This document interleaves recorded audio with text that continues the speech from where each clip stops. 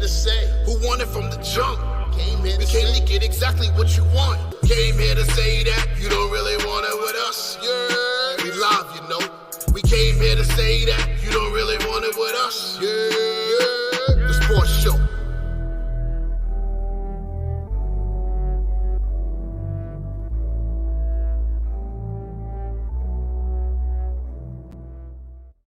Yeah.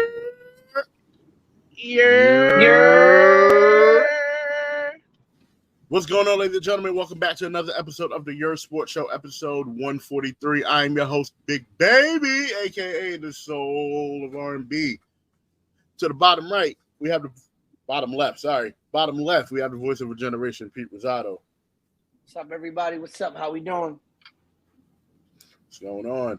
At the bottom right, we have the domesticated Mr. Inside himself, BK Matt. What's going on, y'all? What's going on? Feeling good. Today's a good day. And we have at the top right, the ruler, the queen, 25K Tay. What's going on, queen? Yeah. What is going on? How's everybody week's been? You can go, bitch. Thank you. So better than last week. I'll tell you that. Last week was hectic as hell for me, stressful. Just first week of school, getting back to the craziness, getting back to the grind, learning how to take New Jersey Transit, Like this is a lot. This is a lot. And Matt's gone from outside Matt to inside Matt in the space of like 2-3 weeks. I can't keep up with a year. It's literally been a year. I don't know what you and Lawrence with this 2 week, 2 month shit. It's been a year. You were outside a week ago. That's not true. It's not true. It didn't even feel like you were really outside. Like by the time you processed being outside, like you was already inside. Like no, when I was outside, I wasn't vocal with my shit. The shop knew. They knew. I was outside. You know what? I want to burn the shop down. Fuck. What's with you? Like, why are you so? They knew. Why am I so what? The shop knew, but I didn't know. You just want me to be outside more. I knew you long. I knew you longer than them. Yes, you have. Not Dre, but yeah, you have.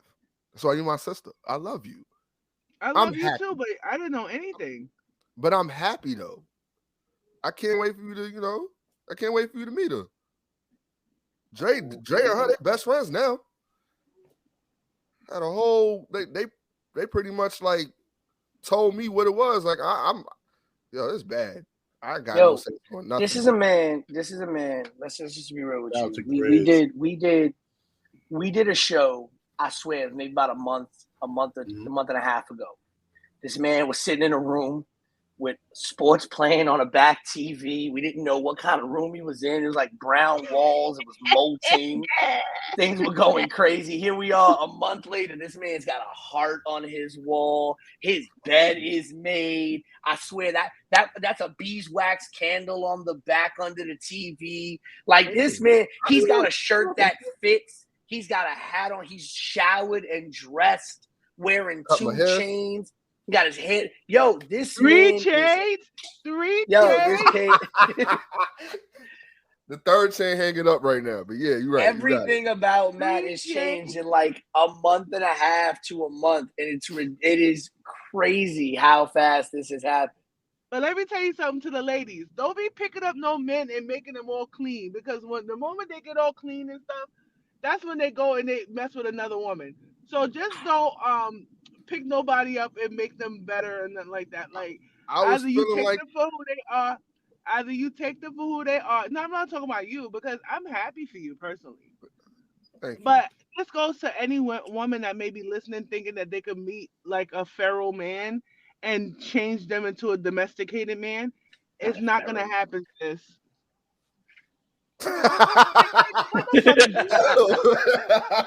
not gonna happen, sis. It's not gonna happen, sis. Okay, just so you know, like how you meet that man is how that man gonna be. So don't sit here and listen to this lovey-dovey story, which I'm very happy to be a part of and hear, and think that this happens usually, because it doesn't. But the thing is, I started feeling myself long before you me and her was started. all domestic. You was always a domesticated person. You had like you were like a domesticated cat that got like put in like that got put out accidentally and got lost. You know, and now you found the right home. Yeah, I love You it. see, me, I'm forever feral. Yeah, No, ever since no 11 years regrets. old, right? No regrets. When you had your boyfriend at school and your boyfriend on the block. If Yeah, it let ain't me tell you social something. security involved. That was the last time. And like I told my daughter and I was actually talking about this. She asked me about like my first love and stuff like that. Like when I was 9, I had a boyfriend named Brian. And when I tell you, like it peaked at 9 and it has never been the same. Like when I tell you, like he would make sure I had my juice, my Mystic, my chips. Like we were like lit. Like that was like block love at 9, and it peaked then, and then it's been hell ever since. So I've been like, you know what? I've been chilling. Not block love. She did describe that block love. Block love is different. Block love is a different love. I mean, he made this whole scene about, oh, you know, that was like, you know, it was sweet. It was like a sweet first love thing. And it's like I had high expectations then. And, you know, I kind of leveled with myself when I turned like, 21? I was like, you know, it never gets that good. So let me just, you know. Grizz said, oh, nah, he got the Mystic for her. He was locked in. Yeah, we was locked in. We were locked in. I wonder whatever happened to him. So he elevated from just getting kisses on the cheeks to grabbing your butt is pretty much what you're telling me. No. We didn't get to the grabbing butt age. We didn't get to that grabbing butt thing yet. Not at 9. I had that's kind of weird. I had block love before, but but that's my first block love. And the second time I had block love, I was 15, like 14. No, I think I was like. See, 14. That's the one you got to worry about. Grizz said he grew up to be Future. Oh, no. I feel like I'm like the female Future. You just call me Infinity. Yo. You gotta relax. Infinity. Infinity. Yo, Infinity. That was wild. Yo, Infinity is crazy. Yo, she didn't even second. Oh my god, she didn't even think that. Like, yo, that just came off. Just came off the top like, now, bro. Came off the dome, like. That was clean, bro. Wow. It even threw. Don't call me Future. Call me Infinity. Call me Infinity because the shit keeps going. It keeps going. It never stops. So you saying you still outside? Is that what you're telling me? I'm always gonna be outside. I just got an umbrella. I got some sunscreen on my skin. There's a little bit on the top, like a little shade. I'm walking under trees right now. I'm outside, but I'm under somebody's tree real quick. Yeah, I'm under a tree for a minute. I gotta rest a little bit. We already know you domesticated. You get her a ring already. You were supposed to be like. Let me tell you something. People like P should have been married already. Like I'm surprised you're not married already. Like you see me. You're surprised. I'm surprised. I thought you would have. You strike me when I first met you in person. I'm like, this guy got to be married with like 2 kids, and like living that. I guess I don't know how people in the Bronx live, but like, living that Bronx kind of bougie, kind of hipstery life. But soon come. I mean, and I'm waiting for Dre.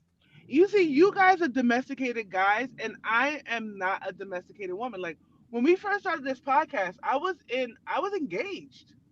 Remember? Yeah, we remember. I was engaged. And no, that was Brownsville love. That wasn't Bronx love. That's a different type of love. I'm talking about Tavia. That was Brownsville love. It's different. I had a. That. So my issue was. Shout out to my ex. He was all right. My issue was growing up. The women I was attracted to growing up were, as we would say, out of my league at the time, right? The way I thought of myself and the way I was, like especially back in those days, like I was going for girls that were just like top of the line. Models. Well, not really models, but like it's okay. It's okay to go top of the line though. Yeah. Like I grew up. You gotta remember, I grew up the nerd in the hood, right? I was the nerd in the Bronx. So for me, it was I went to school. My mom's had me in the after school program. I came home, went to the after school program. Right. Growing up, that's what I was. Right. And I apologize to my parents because I dated hood. And my mom. When it's you, can you really date anybody that's not like that? Because but to be honest with you, like me and my parents talk about this all the time. Well, yeah, no. Now I know that. I know that. I went to private. I lived in the hood, right? But my parents owned our home. You get what I'm saying? I went to private school. My mom was a nurse. My dad was a supervisor at Transit, and my stepdad was a VP of communications for a newspaper. So it's like, I was like, that, you know, that line in Eminem, like 8 Mile, like Clarence's parents had a really good marriage. He was talking about you? He was talking about you. He was like, my friends was looking at me like, even though like, there was always a dog in me. Like I was always who I was. You know what I'm saying? Like pit bull. But pit bull. Not that German Shepherd. She's definitely a German Shepherd. She was a German Shepherd. No, I'm a pit bull in the skirt. I'm a pit bull in the skirt. And I'll never. Rottweiler? No, pit bull in the skirt. What? You're not. Never mind. I ain't gonna do it. Always. But you know, to date the caliber of men I've dated, my parents, I feel bad for my parents because they did not deserve that. Now my mom, I think my mom was My mom was hella. I got better now. My mom was hella overprotective of me as well. Like how are you getting raped by prostitutes? What are you talking about? You forgot my mom was. Yeah. You're not that protected. Yeah, that part. You weren't that protected. You were not protected. You were not that protected. Tay said it best. My mom did not have any idea of that until I got much older at that time. She would have lost her ever-loving mind. My grandfather had already passed away when my mother found out about it. But no, my mom was. I wonder about this girl that molested you. My mom was cigarettes. Did she talk like this? How did he know? She was a one-time thing. I'm just saying he had sex with her. He would have to know. Did she talk much? Sometimes you don't know. Sometimes you just get down to the business. How old was you again? You was 12? 13. I'm just saying. That's so young. That's so young. And the Queens is even worse. I don't want to have this conversation. No, get back to it. My mom was like, in her own realm. My mom was super overprotective of me. You know, I wasn't really allowed to have people over at the time. Growing up, like a whole bunch of stuff. And then my mom was like low key, like very upset at the fact that a lot of the girls I was attracted to when I was young and growing up were all Dominican. So my mom was like, "Well, you can't date a Puerto Rican girl." Well, you know how that goes. I pray for you. No, I will tell you. When I was in 7th and 8th grade, the girl that I wanted to date so bad, she's married with 2 kids, but she is a diplomat for the United States government, and has been for a number of years. So like I shot high. We can't go there, can we? Can we go? I want to. No. As a matter of fact, we're gonna end this in a second. This feels Why like I gotta relax right now? And then when I went to exactly. When I went to sometimes this feels like tea time. You know what? Let's actually make it tea time. Dre, hit the drop. Hit the drop. All right. Give it to a queen. Yeah, we just hyped up. Give it to a queen. I got it. Hyped up. Give it to a queen. Yeah, we just hyped up. Give it to a queen. I got it. Hyped up. Give it to a queen. Yeah, we just hyped up. Give it to a queen. I got it. Hyped up. Give it to a queen. Queen, the floor is yours. We're gonna talk about. Good afternoon, ladies and germs. Welcome to another episode of Tavia's Tea Time. This your girl, the Queen, reporting from here, there, and everywhere. Stay firm for life. You already know Queen Infinity. I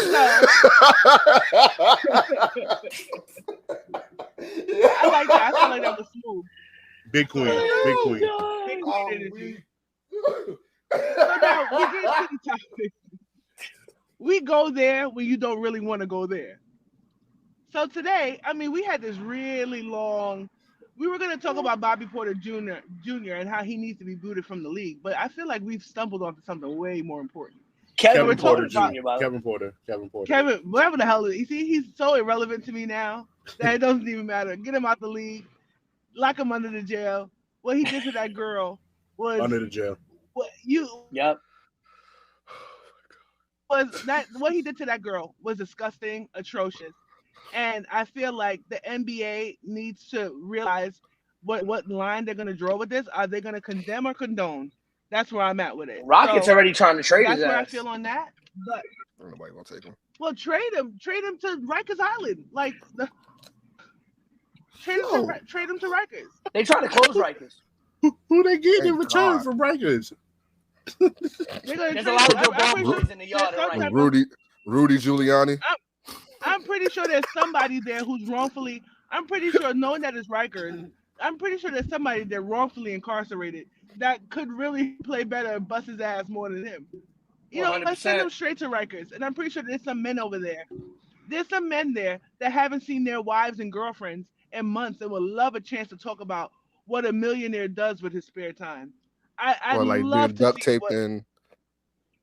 It's Tavia's tea time. You can take a rest. Oh, duct taped in ass. Nah. She gave me permission. Lord. Don't give me no mic. Know what I'm gonna do with it. You know I'm gonna do with it. You know what? I don't know what the hell is going on with these streets. I'm outside so much. My nickname should be Air. But at the end of the day, we're getting into Aaron Infinity. Yo, what is going on? What is going on right now? The new Jordan Air Infinities. Queen, you said we are going to talk about. We're going to finally have a quick discussion about how Pete actually lost his virginity on TV to the prostitute. So, Peter, I know that Pete's going to tell the story. Peter, God. I know that you're usually long-winded. Keep it. I want to hear how everybody lost. Oh my God. Okay. So long story short, my grandfather, God rest his soul, my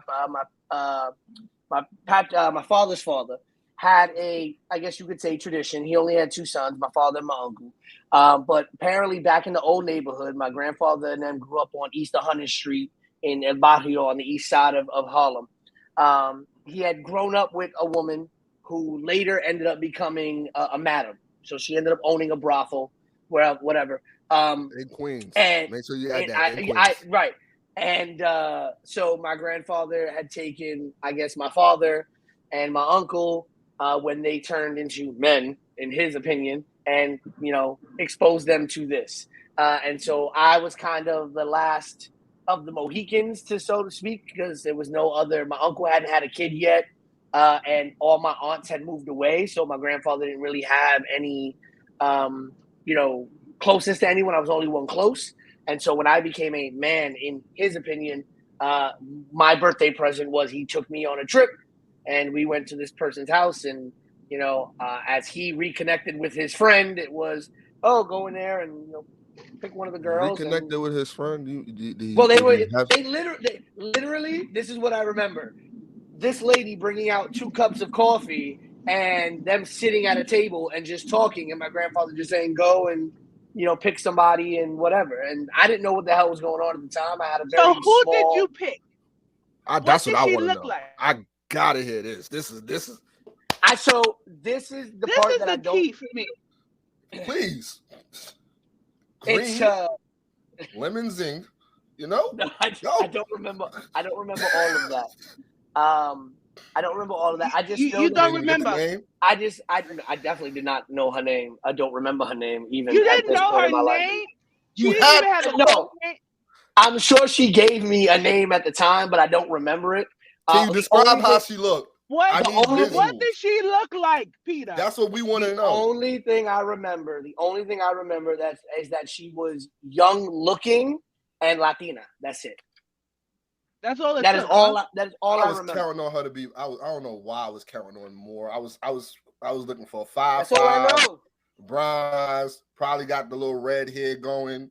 Like I something. thought like, red hair too. I don't know why. I definitely thought red hair, hair. like maybe a braid or something. Yeah, I like thought red something. hair. I've never dated a redhead in my life. You live in the Bronx. I don't believe you.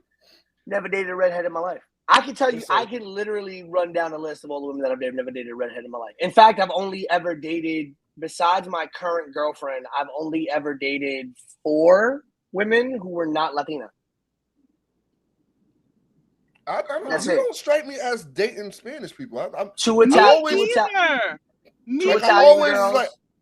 Two Italian girls. When you popped up with your girlfriend, girl. I wasn't shocked. When you popped up with your girlfriend, I was not shocked either. at all. Shocked.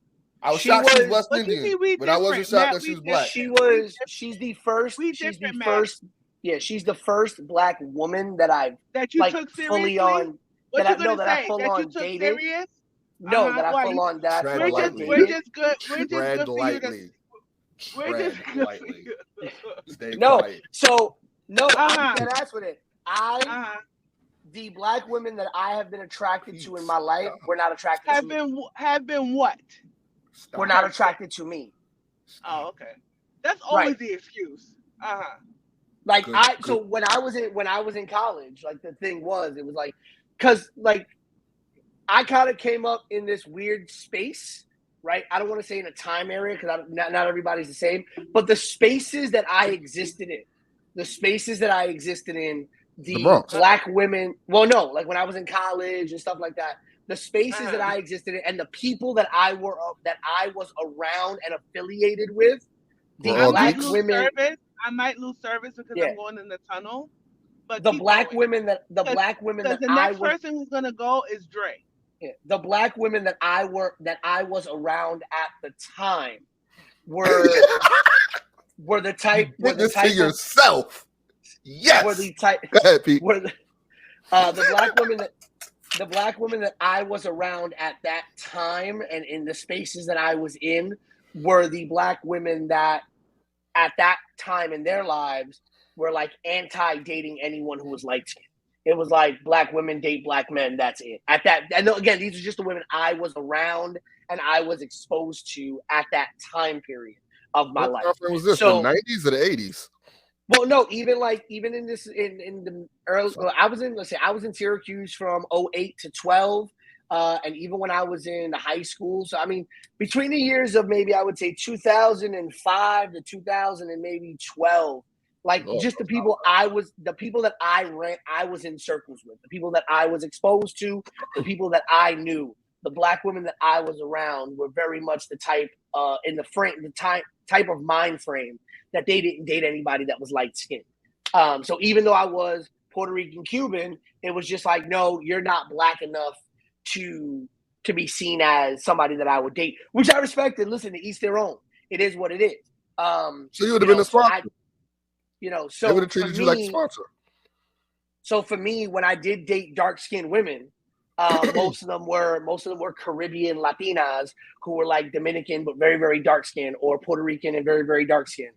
And that's kind of what it was. But so my girlfriend currently is like the first full-on like black woman that I have dated. I've been in situationships with black women, but never somebody that they've dated. But this is the first relationship I'm in. I've dated 2 Italian girls, an Irish girl, and the rest were either Dominican, Puerto Rican. I think I dated 2 Ecuadorians in my life, 1 Colombian, and that was it. I've had situationships with women of different backgrounds. Like I've been in a situationship with one woman who was Polish and one woman who was Jewish, but never situations where. Sorry. Never situations. I gotta relax. I'm sorry. In that. So yeah. Yeah. So just as a thought, it looks kind of crazy that we do a Tavia's tea time and it's just us 3 on here. I feel like this might end up happening at some point in time if Tay is ever just like not on the show. like for yo, Eric. Though I will tell you though, my strikeout list is heavy. I to this day cannot tell you how I've pulled some of the women that I've pulled. Cannot tell you for the life of me. For the life of me, I cannot tell you how I pulled my current girlfriend. No, because I was a broke motherfucker for a very, very long time. Nope, I was a broke mofo for a very, very long time. Rich said Pete doing that better than me. So and yeah. And the women that I wanted women that I wanted to pull. 145. There are women in my life over the course of like my 36 years on this planet that like I've been attracted to and wanted to pull and did not.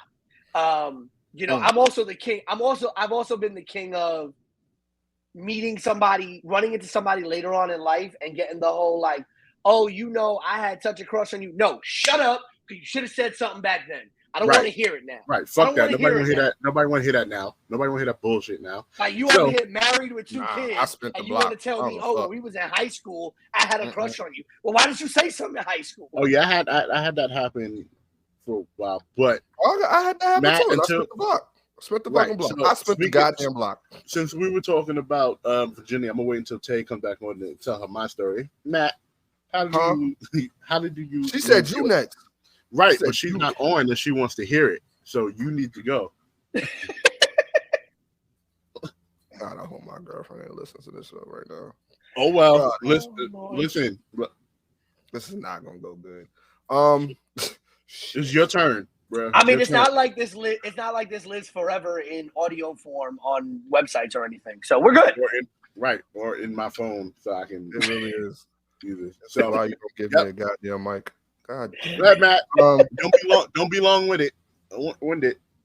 I was 12.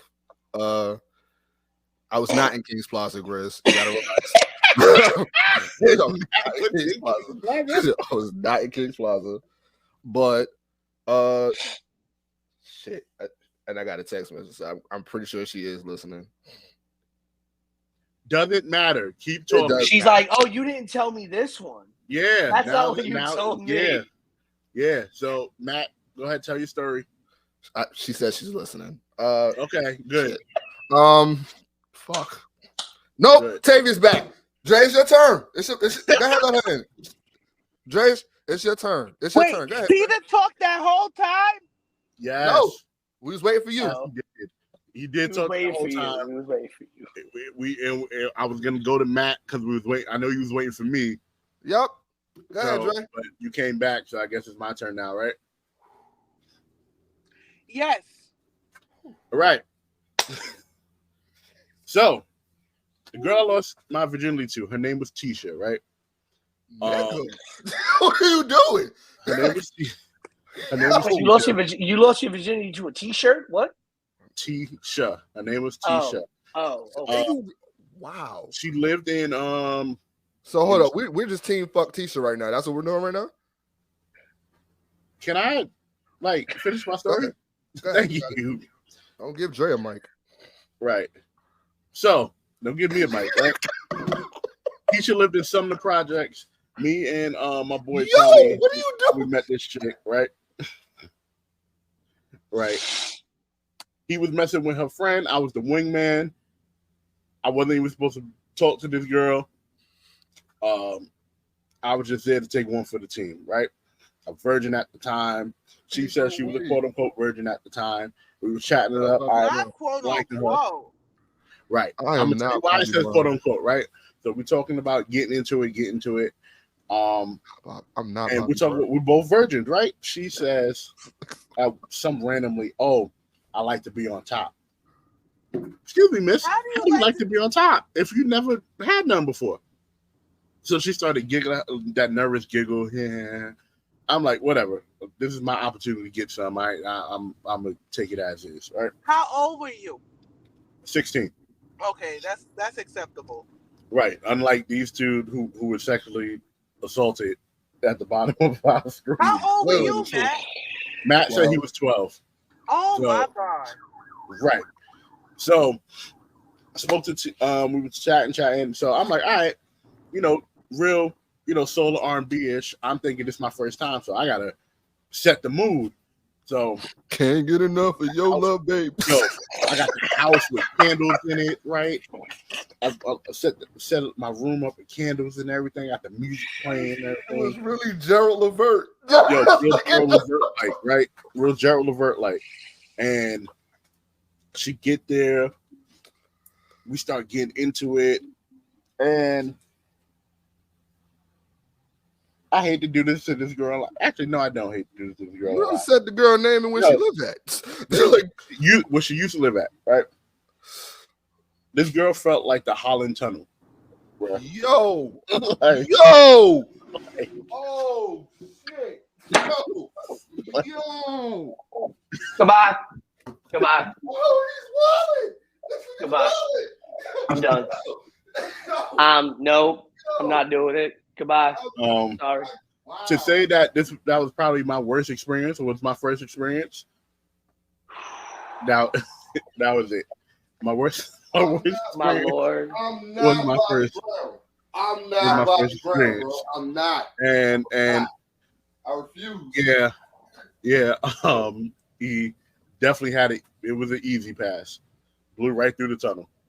Yo. He's wallet. He's wallet. Yeah, Tay asked.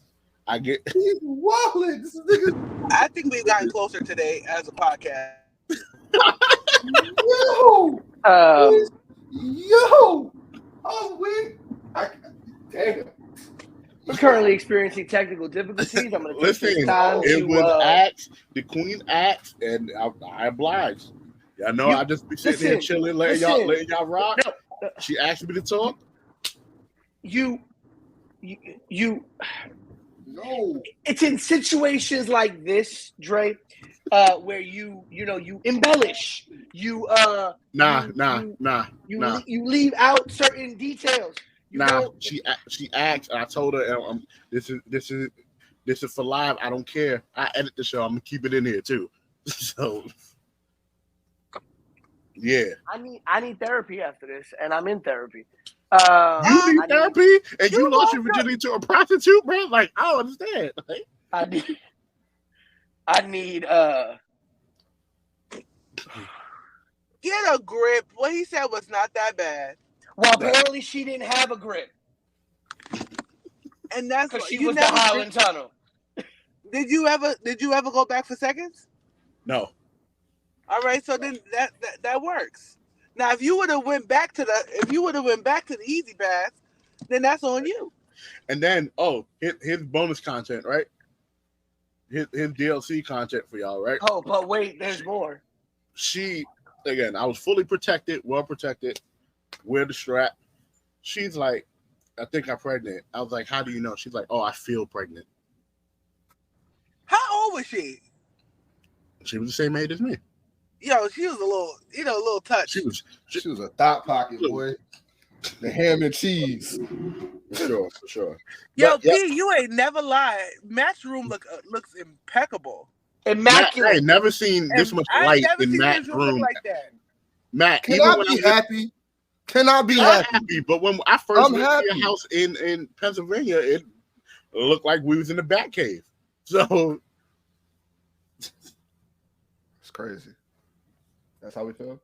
So Matt, did you tell yours yet? No, he was waiting for. Yeah, your turn. See, mine's is quick and straight to the point. Matt, yours got to be like that too. Well, apparently, in more ways than one. Well, hey, wait. First of all, I didn't say I was quick. Hold on, don't do me like that. Don't do me like that. I didn't say I was quick. I said it was just. God. He is on fire today. Oh, no, what's going on? This nigga is wild right now. Oh, Matt, go ahead. Go ahead. Tell your story. I'm put my mic on mute. Matt had to buy his some E&J before everything started. Apparently. You talking about my girl now, or you talking about back then? No, probably the first one. Some Mad Dog 2020 Russian chick behind the bar. Like, let me show you how it's done. Wow. Actually, I wasn't that bad at 12. I was very much into my basketball playing. So, yo, Randy, dead ass though, when she had the lips look like Batman wings. Nah, y'all wildin'. I ain't even. Yeah. All right. So how I lost mine is kind of sad because I didn't know what was going on. I was 12 years old. All I knew was basketball, right? So I got home from, all my tournaments, and I think it was from Riverbank. So I was coming from Riverbank. I got I used to home. play at Riverbank too. Yeah, my girlfriend at the time was 2 years older than me. She, I guess, got wind or got news. Well, she was moving. I didn't know she was moving. She didn't tell me nothing. So how my house is set up, I had the basement floor, so I can go outside through the backyard or whatever, right? So she told me she two-way text me to meet her in the backyard. So I go to the backyard, kissing or whatever. She threw me to the steps and she put a condom on me, but I didn't know what a condom was at 12 years old. I didn't know nothing. So she puts the condom on, she gets on top of me. Feels warm. Don't know what the fuck is going on. I really don't know what's going on. I'm just into the kissing, but she's grinding on me, right? I'm telling her, get off, I have to pee. Oh my God. She kept going. I'm like, yo, I got to pee. Get off of me. I'm going to pee on you, right? She kept going. I tried to push her off. She was strong, right? Next thing you know, I peed in what I thought was the balloon. It was a condom. I peed in the balloon. Wait, real pee? No, it wasn't pee. Let me finish the story. Okay. So she gets off of me. She starts crying. So now I'm scared because I'm like, oh shit, I just peed on my girlfriend, right? That's what I'm thinking. I'm 12 years old.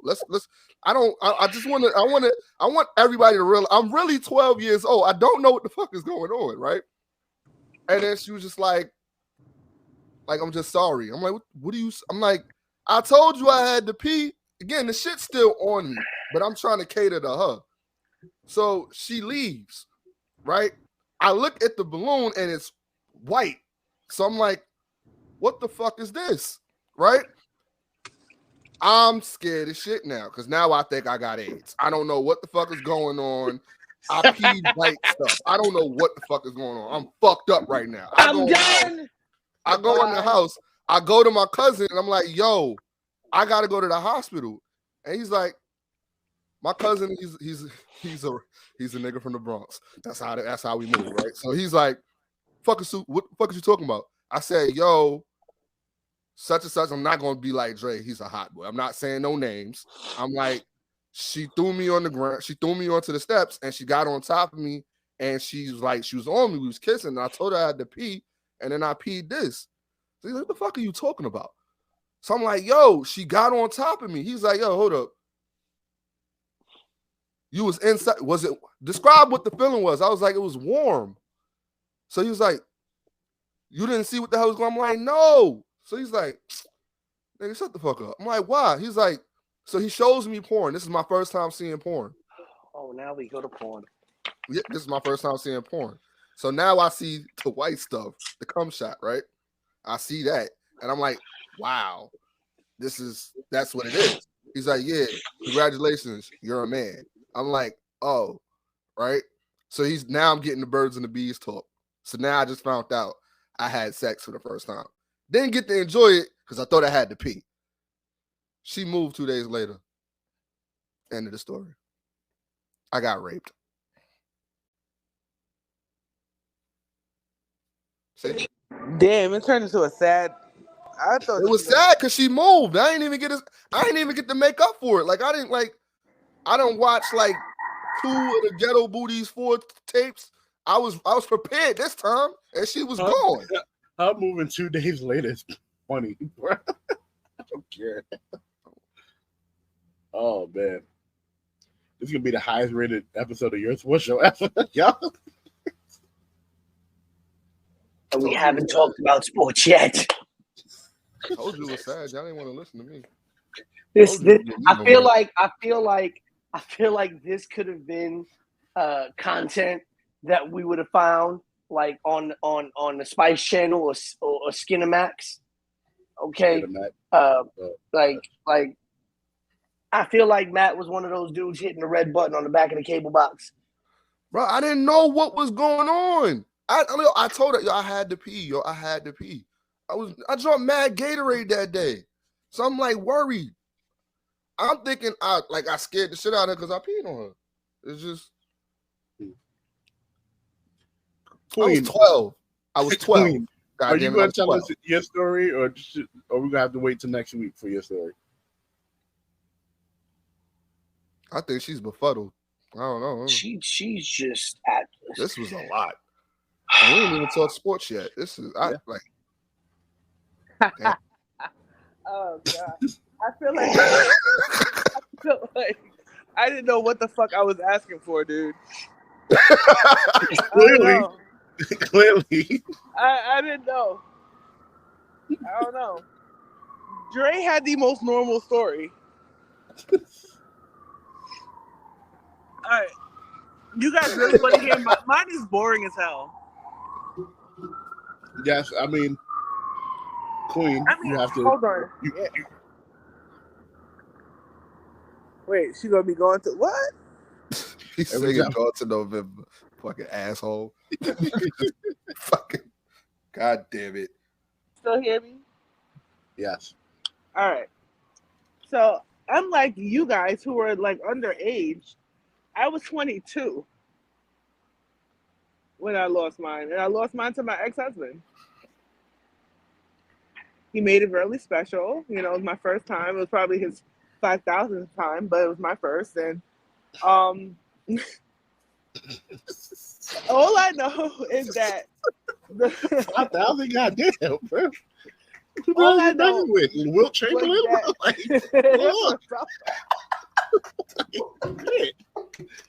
What the fuck is going on right now? I don't know what we doing. I don't know how we even got here. Like, well, we got here and we're here, and I'm gonna tell the story, then I have to bounce because I made my destination. I'm going into the shade, even though I'm outside. You know. Yes, go right into the shade. Right, I'm going into the shade. But I was 22. We had been dating for a while, and I was like, you know what? I believe it's time, and it was time. Wait. And I believe it's time. I had a corporate conversation. I believe it's time. It was a corporate conversation. It was kind of planned out. Like we were going to go here. It was going to be this. You know, took me to a really nice dinner. Really had the whole thing decked out, and it took a long time. And then I lost my virginity to the X Factor by Lauryn Hill, and that ended up being like the signature song of our relationship.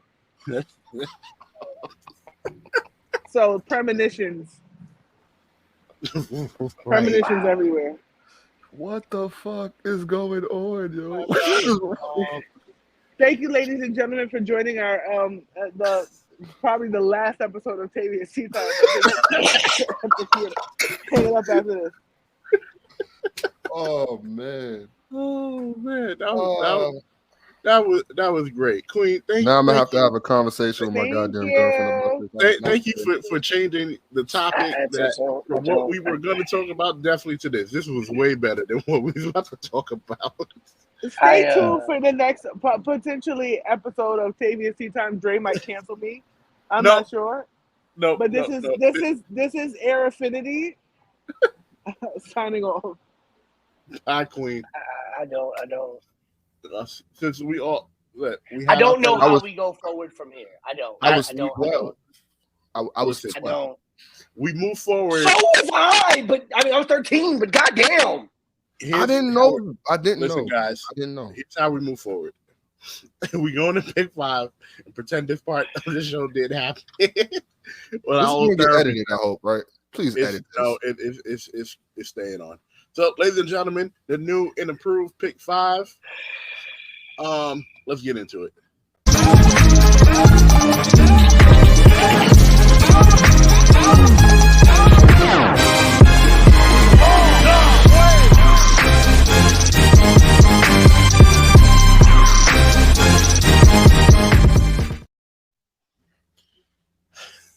Sorry. Everybody's face still look hurt. But what's going on, ladies and gentlemen? Welcome to pick 5.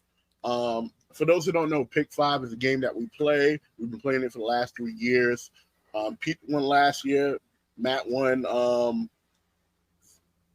first year? No. I won both Tavia goddamn years. He won last year. He won last year. No, he won last year, and he tied with in year Tay. 2. Yes. So, and I have, I've been in third or last place each of the years that we played. But that's neither here or there. The Pick 5, we pick 5 games throughout the week based on the level of importance. And, and we try to predict who the winners are at the end of the year. The person with the best standings is the winner and gets bragging rights. If somebody ties this year, we have agreed that the two people who are tied will slap box for the winner. So, with week 1, the results of week 1, Tay and Matt went 4-1. Pete went 1-4. I went 0-5. Yeah, that was at least. Week. Listen, you still had a better week. Okay, Dre. You still had a better week than that guy in fantasy football who went into Monday Night Football literally, what was it? 75%, 75 hundredths of a point away from winning. I think he had 119.25 and the other guy had 120 points. Right. You had a 99.9% chance of winning the week. And he had Aaron Rodgers as a starting quarterback on Monday Night Football and lost by 0.75 points. You still had a better week than he did. Way better week than he did. My week sucked. You know why it sucked. Yeah, and we'll get to that later on. We'll get to that in a little bit. But quickly, I want to go through the games that we picked for this week. It is Vikings, Eagles, Ravens, Bengals, Chiefs, Jags, Rams, 49ers, and Jets, Cowboys. We have made our picks already. We've made our picks already, but for those who don't know, we all picked the Eagles. I believe I know I picked the Ravens between the Ravens and the Bengals. Pete, as did I. And I picked the Ravens as well. Picked the Ravens. Matt picked the Bengals. Tay picked the Bengals. For the Niners and the Rams, I think we all picked the Niners. Yep. And the Jets and the Cowboys, I believe that one was split too. I picked the Cowboys in that game. I picked the Cowboys. I think Tay picked the Jets. And Matt, who did you pick? Cowboys. Picked the Cowboys. No, everybody picked the Cowboys. I'm lying. So the only game really separating us this week is the Ravens-Bengals game. We got one more game. You didn't get the last one. You got Eagles, Ravens, Niners, Cowboys. Yeah, Rams, Niners. That's one. I said Eagles. Eagles, Vikings, Ravens, Bengals, Chiefs, Jack. Oh, there you go. I think we all picked the Chiefs, right? Pretty sure we all picked the Chiefs. Chiefs, right? So yeah, double checking right now. Yeah, I believe so. Yeah, I have it written now. Yeah. So we all. The only game separating us this week is the Bengals and the Bengals and the Ravens, and the reason why I believe so because we don't know about the situations on both teams. Lamar Jackson lost his star running back, and his number one target is still questionable this week. And with the Bengals, Joe Burrow is still kind of shaky after his week 1 performance playing while he was hurt.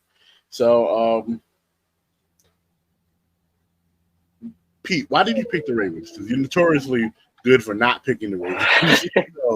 I wouldn't have the Ravens this week. I just feel like the Ravens looked better in week 1 than the Bengals did. Like when you look at the way Joe Burrow played, it looked really, really bad. They lost 24-3 against the Bengals. 24-3. That's like ridiculous. Burrow was held to 82 yards. Okay. 82 yards. Jamar Chase real quick. 39 yards on 5 receptions. I don't think Joe Burrows looked bad. I just felt like it's the same problem that he's been having. He has no protection, bro. So it's hard to sit there and say Joe Burrow played bad when he's getting hit like Russell Wilson. Let's be real. So we're saying the Browns are that good. Huh? So the Browns are that good. I think everybody slept on the Browns. And everybody was just so convinced that Deshaun Watson was going to be like mediocre, and he wasn't mediocre. He just I think everybody just slept on the Browns, bro. I don't think that they're a bad team. I don't think that they're a great team. I just honestly think that they took advantage of that line. That line is trash. His line has always been trash, and they got help more than that. But I'm just more than that. Yeah, I know. 6 first downs for the Bengals. 6 first downs for the Bengals in that whole game. 21 for the Browns. The Bengals were 2 for 15 on third down. They had 54 total plays to 72 for the Browns. And for all of that about the line, the Bengals line only allowed 2 sacks. They only allowed 2 sacks. Yeah, I'm Time not of posting that possession. comment. Do not put that up. Do I'm not putting put that up. That's crazy. Grizz, you gotta relax. Yeah, you gotta chill. You gotta relax. Yeah. We are not giving you a mic for that. Yeah, one. that's no good, bro. No good. You wildin'. Now, don't get me wrong. I think the Browns are going to be exposed this week playing the Chiefs, but I don't think they're that good that they're better than the Bengals by 21 points, 24-3. And that to me was the biggest thing when you think about how bad it was. When I look at the Ravens week 1 game, they played the Houston Texans, and 25-9. When you look at the statistics in that game, I mean, you had Lamar Jackson went 17 for 22 for 169 yards and 38 yards rushing. He didn't, he had to do the best that he could. And if anybody's going to do a lot with nothing, it's going to be Lamar Jackson. It really is. I mean, they were really outplayed in almost every capacity. They 3 less yards than the Texans total. They had 41 less passing yards than the Bengals. They had a couple more rushing yards. They were tied in first downs. So I think, and they were terrible in the penalty game. The Ravens had 13 penalties for a loss of 106 yards. I think this is going to be a meeting of 2 teams that can be very good but are not very good yet. I just feel like the Ravens are gonna take this one because the Ravens did more with less in week 1. The Bengals did nothing with everything, and that's a problem. I agree with Grizz. I don't feel excited about the Ravens this year, but I'm gonna be same thing. I don't think that the Bengals doing less with more bothered me. Matt, your reason for picking the Bengals? Honestly, I always thought that Chris is stupid. I'm sorry, but honestly, I just feel like the Ravens defense is still suspect to me.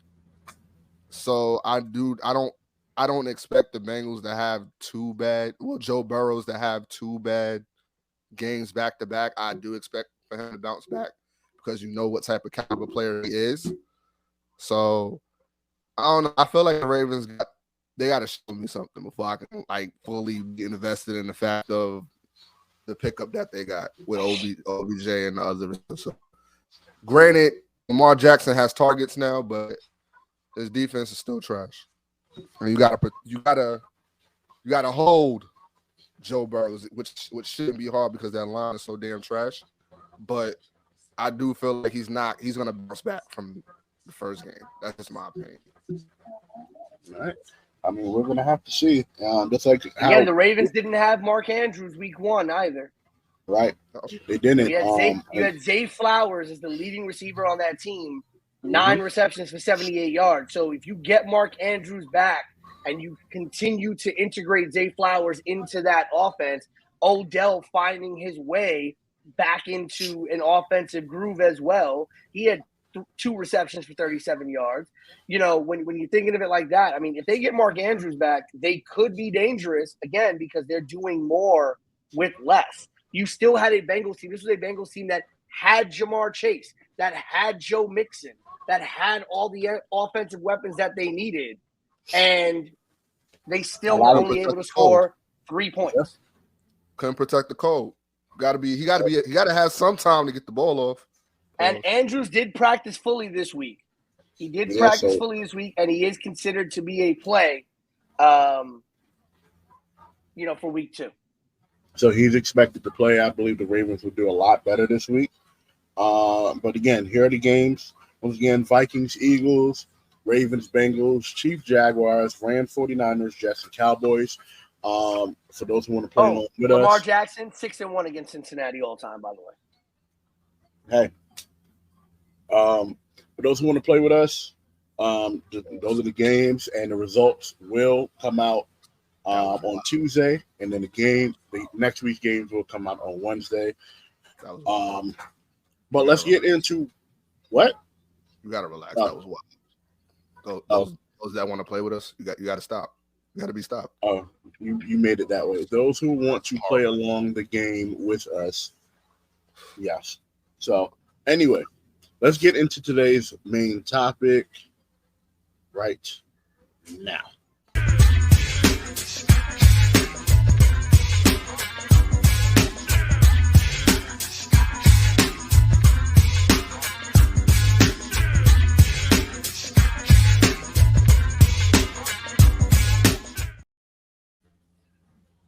So today's main topic, it's the title of the show. The Kang is on the way. The Kang is on the way to Paris in 2024. And here's the reason why the Kang is on the way. There you go. The U.S. and FIBA, who are notoriously bad in FIBA, Can you get the cocoa butter out? They came in 4th. They lost to Canada in the bronze medal game. And after the game, it was reports that LeBron and others, including Anthony Davis, Kevin Durant, Devin Booker, Jason Tatum, Draymond Green, Steph Curry, amongst others, are interested in playing in Paris to kind of defend the honor of the U.S. With that being said, if LeBron and friends are to come and play again in the Olympics, I've been saying it's going to look like 92 because of the quality and talent of them. But Matt, do you think that the world would be ready for that team with LeBron, KD, Steph, Dre, Tatum, Booker, and amongst others? First of all, 2 things. 1, stop calling it LeBron and friends. I don't like that at all. He's not Iron Man. Stop. He's not Captain Planet. You gotta relax. That's what we're doing. That's 1. 2, announce his name right. It's Light Skin Jesus. God damn it, Dre, you know it already. It's Light Skin Jesus. Matthew. We pray on it. We just you know what? I don't pray on no man. So that's your problem. You need to get sanctified. Anyway, Matt, go. What do you think? Are the U.S. going to run through the rest of the world? Light Skin Jesus, Kevin Durant, Street Clothes Davis, LeBron James. Yeah. Who's stopping anybody on that team? Who's stopping anybody? Kevin Durant and Steph Curry alone, we already saw what they could do together. You're going to add LeBron James, who's virtually unstoppable. Honestly, I don't foresee Anthony Davis being healthy enough to even get on a flight. He might catch a flu or a virus and can't make the trip. I don't see that happening at all. I don't even know why we even mentioned Anthony Davis. But the thing that can stop LeBron, right? Chris gotta stop. But no, I don't. 90. Yeah, I feel like it'll be better than 92. That's just my opinion. Pete, your thoughts? I don't know why people are not making as big of a deal about the point I'm about to make. The fact that the NBA, or the United States, I should say, needs players of that caliber in order to be successful, right?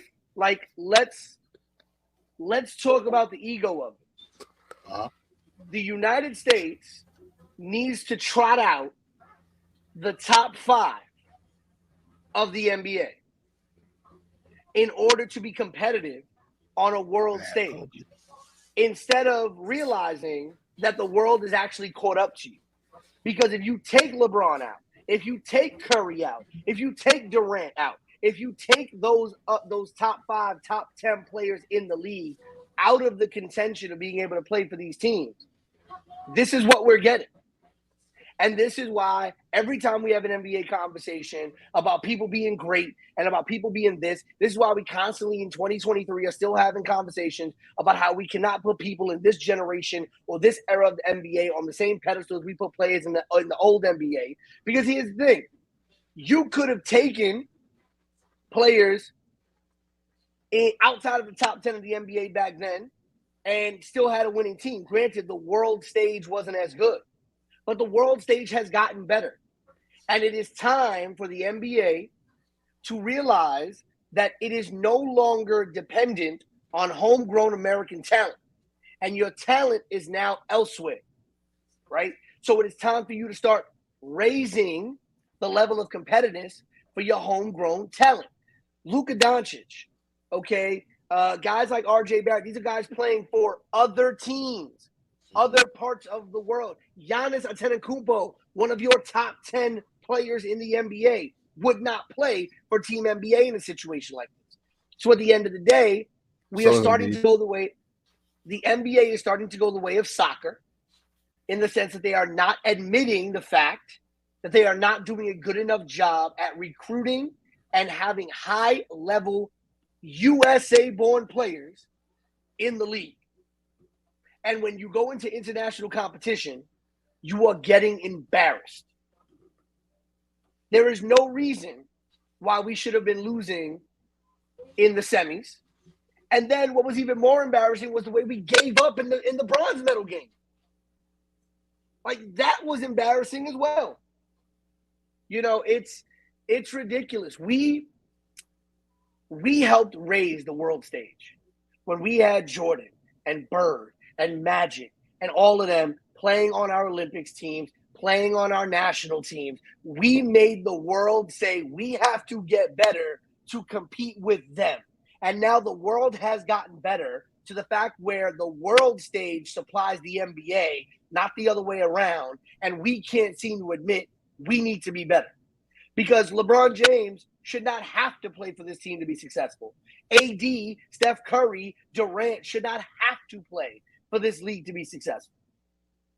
I mean, for this team to be successful in international play. And to me, that's a larger problem. We're going to go out there and we're going to have LeBron and them go out and play. And yeah, they're going to dominate. And we're going to win a gold medal. And we're going to win a FIBA. We're going to get this and we're going to get that. But and no one's going to sit there and admit the truth. We needed the next level of players.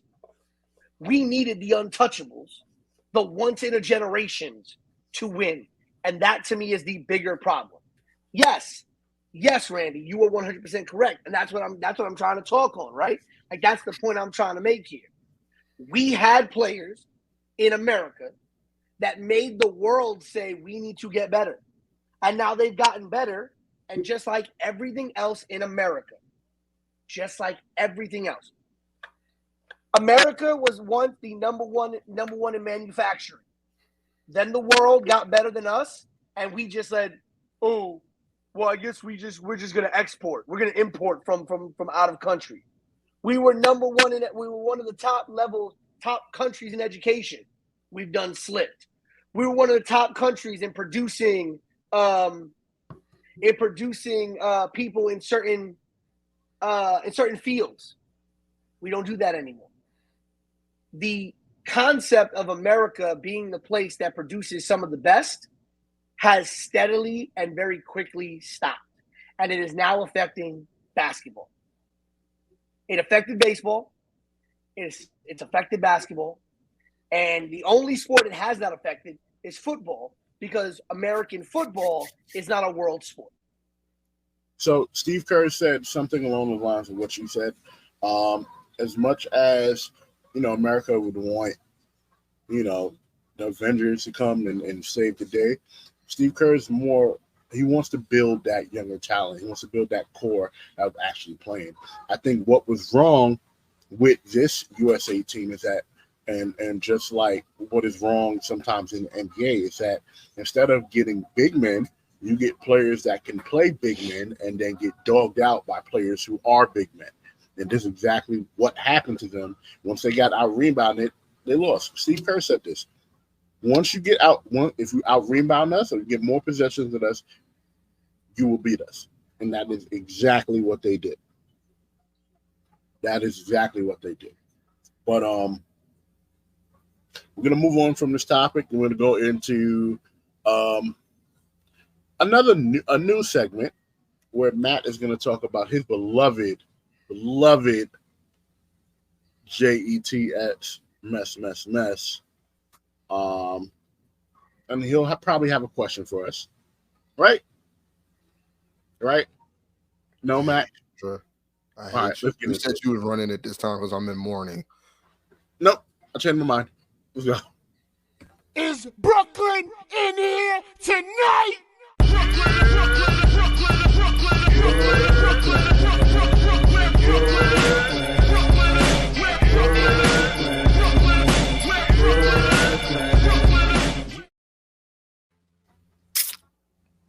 I hate you so much for this. So much. I hate you for this. We had such high hopes. Pete, we had such high hopes. And Tavia cursed us. She cursed us, and the unthinkable happened. The GOAT is out for a year with a torn Achilles. 4 plays into the NFL season. And we're stuck with Zach Wilson. Fucking Again. Zach Wilson. Fucking Zach Wilson. Fucking God damn it. I know I'm supposed to ask a question. I just want to know why. Why us, Pete? Why? Chad Pennington, Vinny Testaverde, and now Aaron Rodgers. I'm sick of it. Why? Why does this always happen to us? I mean, Jet fans drove Pennington out of town. Jet fans drove Pennington out of town. That's what happened with Pennington. I love Chad Pennington. Vinny was just old, which, hey, we got the best we could out of Vinny at that age, but it was what it was. This one legitimately hurt. Because this one was just like, we put all our eggs in this basket. And I mean all of our eggs, because we hired Nathaniel Hackett because Aaron Rodgers knew that system.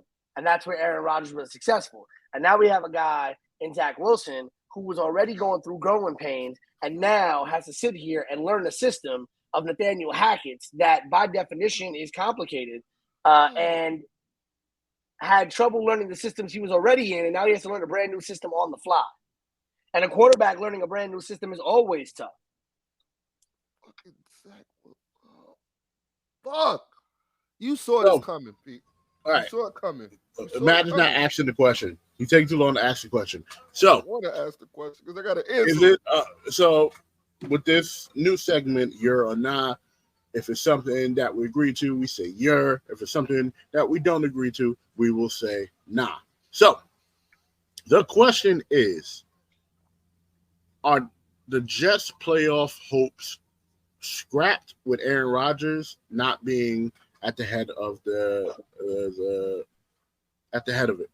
Pete? It's a 100% Yerrr. I mean, I don't expect the Jets to make the playoffs, and I feel like the Jets should, to some degree, just realize, hey, let's use this as an opportunity to get great draft position for next year, draft a top-level guy, maybe even a quarterback, maybe try to get even Caleb Williams. We can get the number 1 pick and have the worst record. I would rather us have a top 5 pick with Aaron Rodgers motivated to come back next year and prepare our team by filling the holes that we know that are there and are going to be there.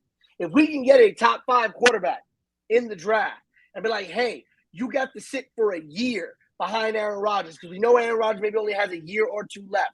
or we can get a star defensive player, or a star offensive line player, or a star wide receiver to pair with Garrett Wilson. I'd rather do that. Because the thing is, if we go out there and still try to – I don't think we're going to be competitive with Zach Wilson offensively. You know, the defense is great. We know this. Yeah, right? we beat Buffalo, which I said we would, Pete. I want you to say, Matt, you was right about that. Let me hear that. I did tell you, Josh Allen is not it. He's not. He fumbled the bag literally in that game. So let's just be. Can I at least get a little bit of transparency? I might have been right if Aaron Rodgers didn't get hurt. I would have been right. The conference would have been our ceiling. I would have been right. That defense is way too elite. When I look at our schedule, I don't think we beat the Cowboys this week. I don't think the Cowboys are as good as they were in week 1, but I don't think we beat them this week. The Giants. Still that was 40-0. That's something, right? It's the Giants. It's the Giants. We saw. I told you that was coming. The Patriots is a toss-up, but it's less of a lock right now. I don't think we beat the Chiefs. I don't think we beat the Broncos. I don't think we beat the Eagles. The Giants game is a toss-up depending on how each team recovers. Like, if I'm looking at this, there's maybe 1, 2, 3, 4, 5, maybe 6 winnable games this year. And that's the Patriots. Maybe we split with the Patriots now that it's Zach Wilson. The Giants game, depending on how the Giants recover. The Raiders, the Falcons, the Texans, and the Commanders. That's it. Point, I'll take Kirk Cousins over. That's it. At this point, I only see us having 6 winnable games this season, and that's at best. At best. Matt, fucking curse. Yerrr or nah? Are the playoff hopes for the Jets done? I hate you so much for this. I just need a Yerrr or nah. I need a Yerrr or nah. Fucking Yerrr. Just Yerrr. So why Yerrr, Matt? Please explain. You know our Yerrr. We are fucking cursed. I don't understand why it happens to us. It happens all the fucking time. We get some level of hope and something bad fucking follows. It's worse than the fucking Cowboys. It's worse than the fucking Red Sox before they won a goddamn World Series. I don't fucking understand it. The Cowboys, a little bit. Jesus fucking shit. I'm going to be opposite, and I'm going to say nah. And the reason why I'm saying nah is because the teams, the AFC is a little shaky right now. Week 2. Still, the AFC is still a little shaky. I feel like I seen the Dolphins, but I believe the Jets defense is better than the Dolphins offense. All right, based on what I've seen already, I feel like the Jets will be like the Mark Sanchez Jets. And here's what I mean by that, right? Here's what I mean by that. By them being so touted on the defensive side, the offense won't have to do as much. They will be able to focus more on the run and short, inky-dink passes rather than – that's all he could do. Rather than trying to throw bombs the whole time. Right? Yeah, but he's still making bad decisions. He's still and this is something that Troy Aikman and Peyton Manning and a lot of the analysts even said, the interception that he threw in that game against the Bills. He's still making bad decisions that you should not see a quarterback in his 3rd year of experience making. He's still making the decisions that he should not be making at this level. Right. Coming to the show, we have the People's Chant. Randy, what's going on?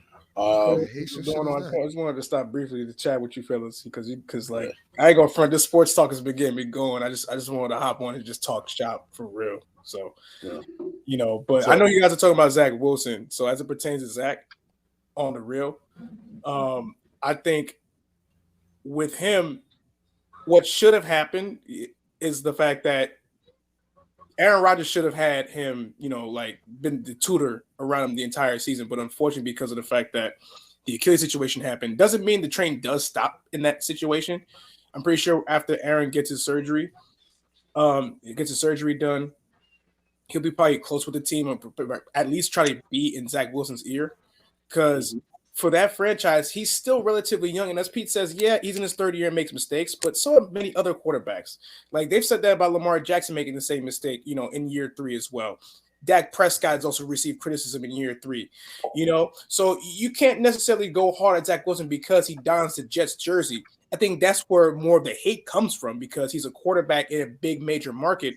And the fact that he's not at the tier of a Patrick Mahomes or even a Josh Allen in his own division already, or even Tua, that the criticism is like, it's very magnanimous when it comes to that. And it shouldn't be that way when it comes to Zach Wilson. He's very bright and young. And yes, he's making those decisions, making those mistakes, but he's also had to deal with different play styles over the last couple of years as well. He's under Nathaniel Hackett right now as his offensive coordinator. So you have to basically think about that when we're talking about a quarterback. So we can criticize him all you want in terms of making mistakes, but remember, you had to deal with, a different regime and different offensive play sets. So like you're now learning a different play set, and you knew going into the season you were not going to start. And Aaron Rodgers was going to be the end-all be-all. And you're probably coming for a couple snaps if it's a blowout, if that. But now that Aaron Rodgers is gone for the foreseeable future for the next year and some change, at least for this season, this is the ultimate time to see if Zach Wilson can pick something up and make something of himself. So you're or no?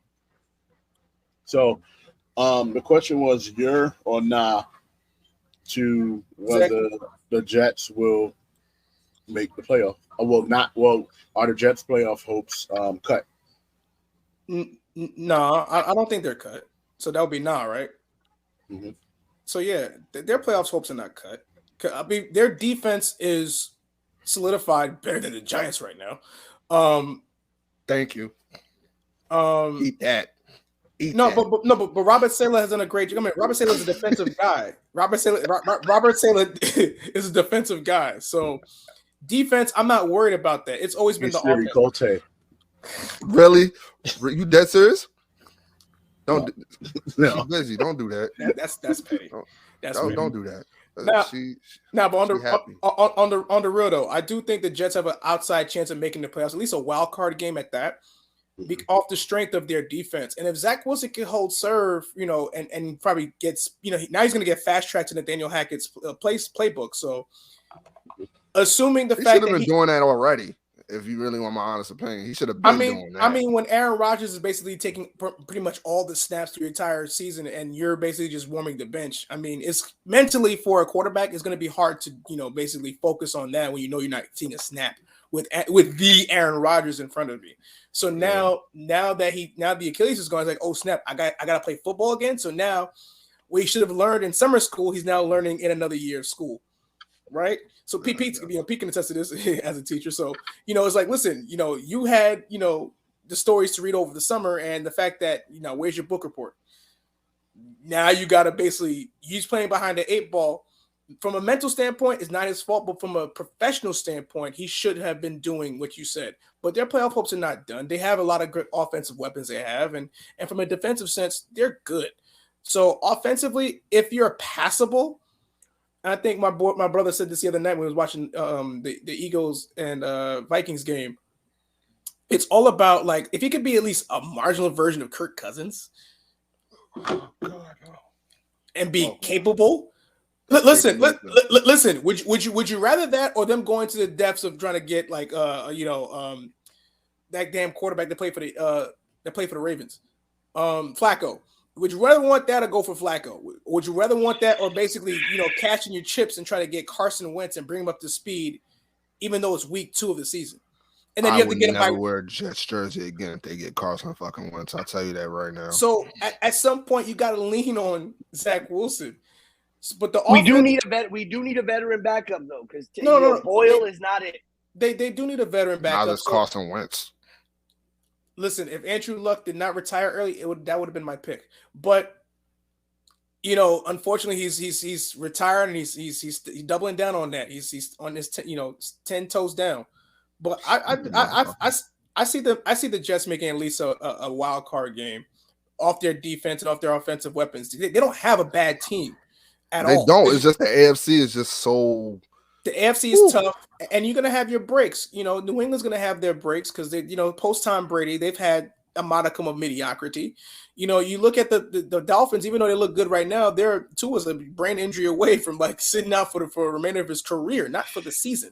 And then of course you can't trust the Bills, so the Jets do have a chance. So it's not outside of the realm that they don't have the possibility to do it. It's just getting out of that division after that. It's you're not. That's a different story in itself. Right. And again, it's also week one. Remember, week one is always an anomaly. It really is. I mean, we have seen teams that are terrible in week one and even week two, and then go on to run the league. I mean, my Giants won the Super Bowl twice by going through struggles like that. Not many Cowboy fans can say that because they can't even get out the conference. Right. Go ahead, Joy.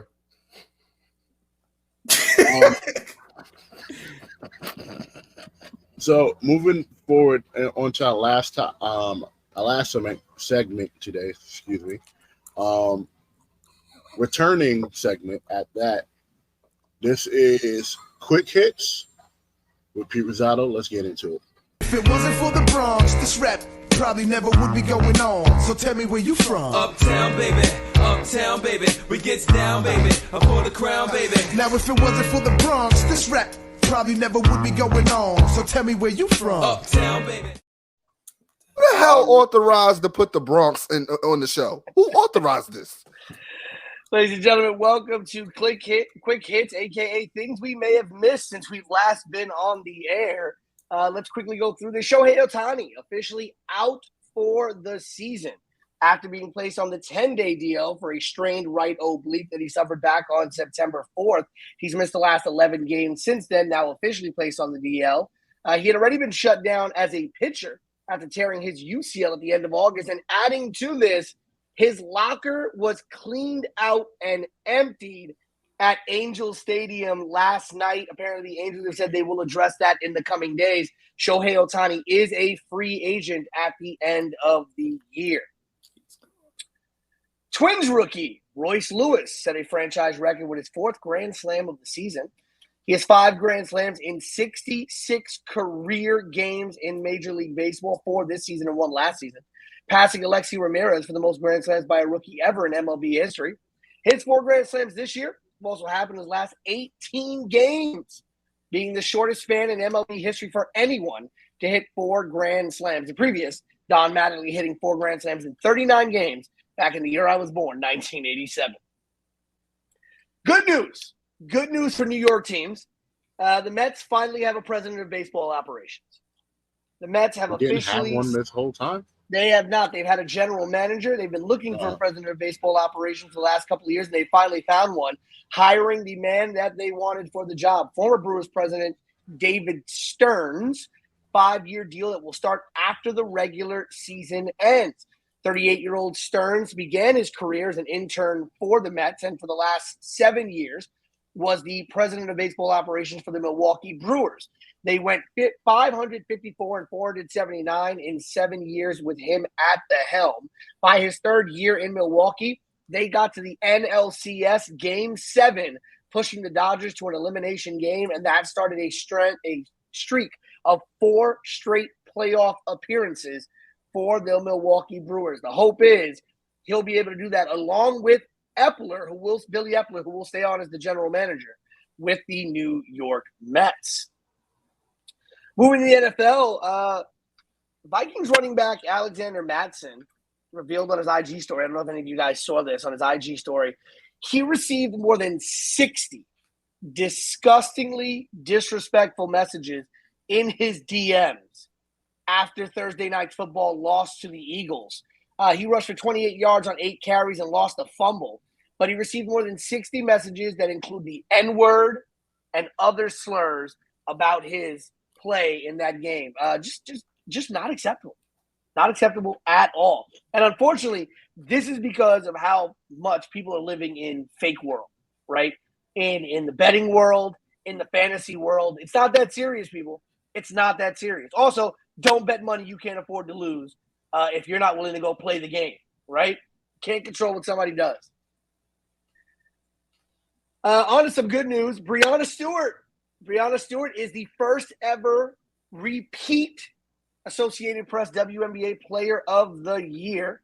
She edged Aja Wilson by 1 vote this year. Breanna came to the Liberty this year from the Seattle Storm to play closer to home. Finished second in the league in scoring, averaging a career best 23 points a game, helping the New York Liberty to a 32-8 record, the second best record in the league. And speaking of the New York Liberty, they defeated the Washington Mystics in game 1 of their first round playoff series, 90-75, behind Sabrina Ionescu's playoff career high 29 points, hitting a franchise record 7 3-pointers. I would love to see a 3-point contest between Sabrina Ionescu and Steph Curry. I really would. That's not a contest. Why? I would just love to see her go off. Against who? We know what Steph can do, but I want to see Sabrina do it as well. I honestly think. And embarrass herself? Well, no. I honestly think some of the best 3-point shooters in the WNBA should be allowed during NBA playoff weekend to compete in the 3-point contest. Against Jesus? Are you against Steph? Well, I mean, Steph hasn't competed in every single one. But this is Steph. Jesus. I still want to see it. This is entertainment, my God. Entertainment. No. Like entertainment is like, okay, you're putting them against some of the top 3-point, like Dame and everybody else. But this is Steph. Still be fun. It's Steph. The New York Liberty got their first home playoff victory since 2015, and the Liberty are seeking their first WNBA championship. And speaking of the WNBA, this year was their most watched regular season in 21 years and also their highest average attendance since 2018. Viewership this past year up 21%, and the league's average attendance of 6,615 fans per game was the WNBA's highest since 2018. They also expanded their schedule to 40 games this season and actually gained their highest total attendance for the entire season. 1,587,488 fans. Ladies and gentlemen, watch the WNBA. It's actually very, very good. Games are shout out to the Liberty. That's to the Liberty, yep. Liberty might get a title before the Knicks. I mean, that's a given.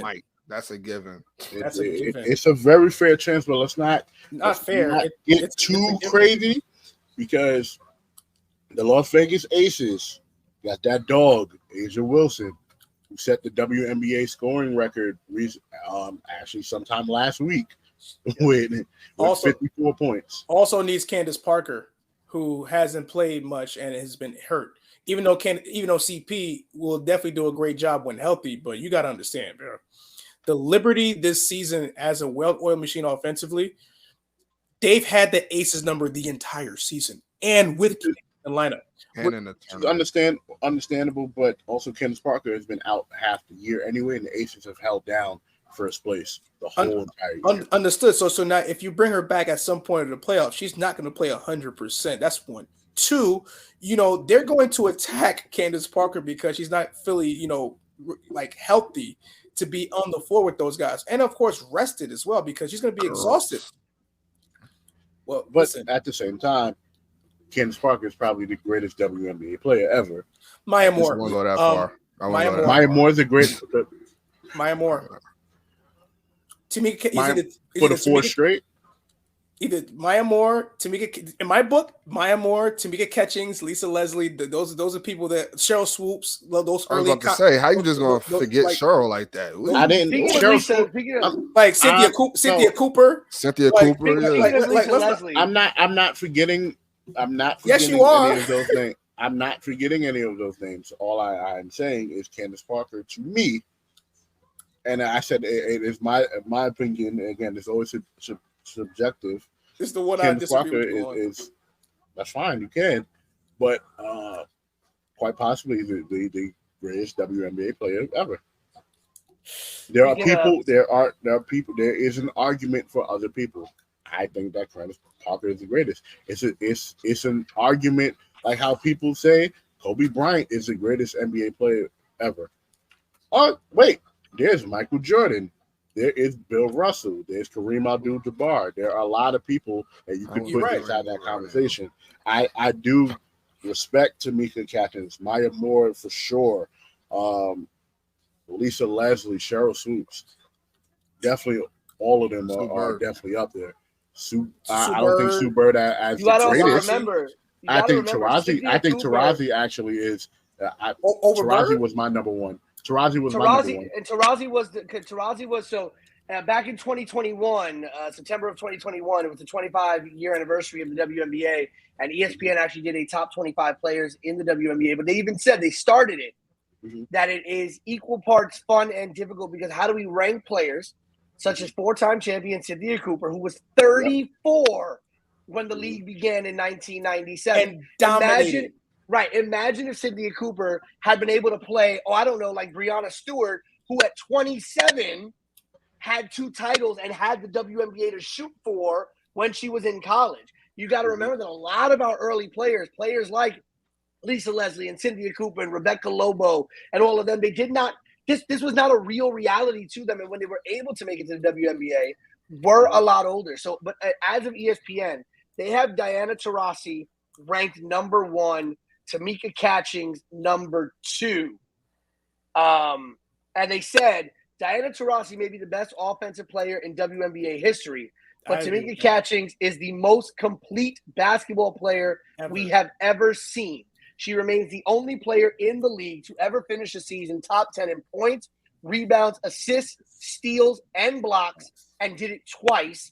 And she led the Fever to the playoffs for 12 consecutive seasons, even without ever getting a lottery pick. Cynthia Cooper was ranked 3rd. Ooh. Maya Moore ranked 4th. Leslie 5th. Swoops was 6th. Lauren Jackson was 7. She was cold. Sue Bird was 8. Lauren Jackson was a dog. Candace Parker was 9. And Sylvia Fowles was 10. I forgot all about her. That's crazy. What about Katie Smith too? Because I remember she was doing good with the Detroit Shock too. I know she's got to be up there too. I know the current players. Della Don was ranked 11. Breanna Stewart was ranked 12. Damn, that quick? What did Della Don do? Remember, Shaq was in the all-time 50 greatest players after 3 seasons there. So Tina Thompson 15. Simone Augustus was 14. Katie Smith was ranked 16. Okay, I know as long as I know she's in the top 20 because I'm like you can't start that list without having her name in it. Tina Charles 18. Let's go, Tina. Lindsay Whalen was 19. Honestly, I think Cappie Poindexter 21. Yeah, the fact that Becky Hammon is out of the top 20, she's 23.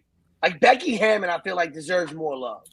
She's smart. She's smart. I don't think she was like one of the dogs like that we just all listed. So I mean, she's one of the most. She's like Rondo. If anything, it was probably more so her Stars run that got her that recognition over than the Liberty run because she was playing behind Teaspoon and them for a minute.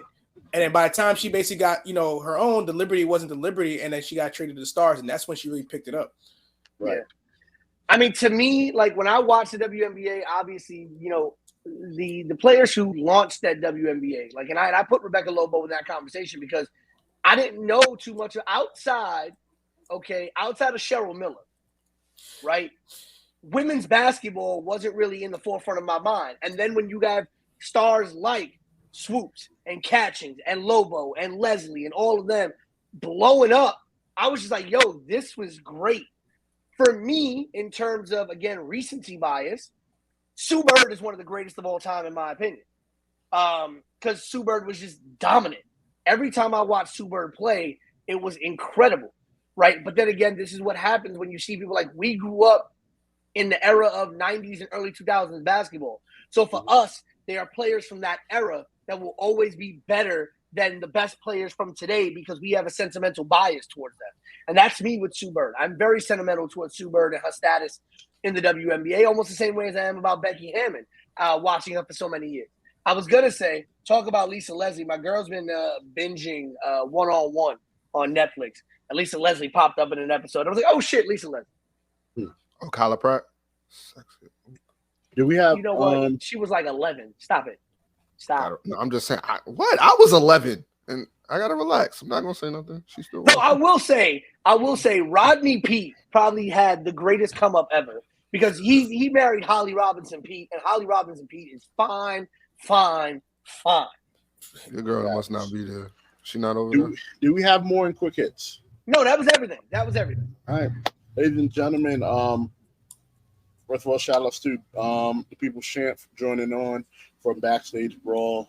They are on every Saturday around 1 p.m. Right? 2 p.m. on every Saturday, 2 p.m. Live on the Sports Hit List. Shout outs to the voice of a generation, Pete Rosado of We Are Wrestling. Had an amazing show last week. Had the building filled up. His show was so great that the other shows throughout that weekend had nobody in it. Big flex. Big flex. Shout outs to Mr. I'm inside the house now. But I'm still outside when I need to be, just not like on that front. No, you domesticated. You domesticated. I'm domesticated, but I'll be outside to be active when I need to be. Not like on that front. Leave the outside to me. Leave outside. Shout out to Air Infinity, aka Queen Tay, and all of us here at the Euro Sports Show.